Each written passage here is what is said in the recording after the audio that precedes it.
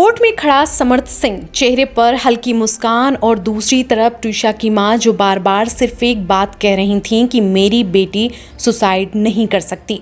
एक तरफ viral chats जिनमें कथित तौर पर ट्विशा लिख रही थीं कि मैं ट्रैप्ड हूं, दूसरी तरफ पुलिस का दावा सुसाइड। लेकिन सवाल ये है कि अगर सब नॉर्मल था तो आखिर ट्विशा मदद क्यों मांग रही थीं? आज हम बात करेंगे उस केस की जिसने पिछले 12 दिनों में पूरे देश का ध्यान अपनी तरफ खींच लिया। हालांकि यह मामला अभी इन्वेस्टिगेशन के अधीन है और कई तथ्यों की ऑफिशियल कंफर्मेशन आना बाकी है।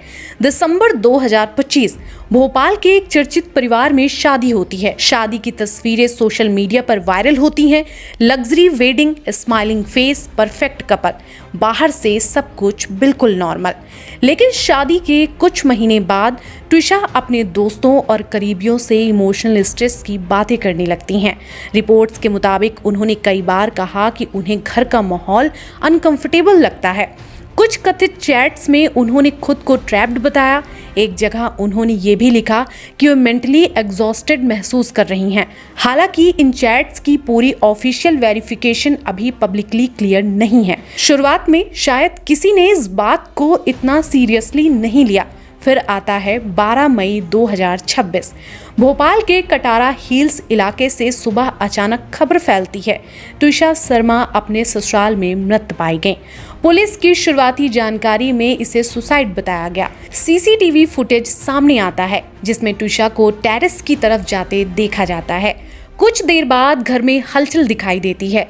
फिर फैमिली मेंबर्स उन्हें हॉस्पिटल लेकर जाते हैं जहां डॉक्टर उन्हें डेड डिक्लेयर कर देते हैं। ट्विशा की मां ओपनली मीडिया के सामने आती हैं और बार बार कहती हैं कि मेरी बेटी सुसाइड नहीं कर सकती। परिवार आरोप लगाता है कि शादी के बाद ट्विशा लगातार मानसिक दबाव में थी।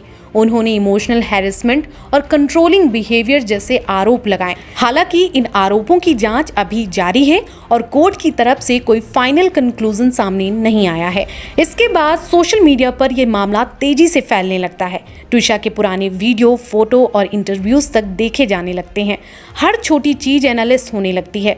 फिर वायरल होते हैं ट्विशा के चैट्स, मैं ट्रैप्ड हूँ, मुझे यहाँ अच्छा नहीं लग रहा, मैं बहुत प्रेशर में हूँ।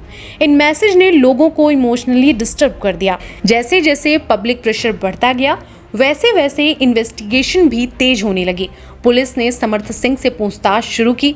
इस दौरान सोशल मीडिया पर उनकी कोर्ट अपीयरेंस की क्लिप भी वायरल हो जाती है। इस क्लिप में समर्थ सिंह काफी शांत दिखाई देते हैं। कुछ लोगों ने कहा कि उनके चेहरे पर हल्की मुस्कान थी। इसके बाद ट्विशा के परिवार ने सेकेंड पोस्टमार्टम की मांग की।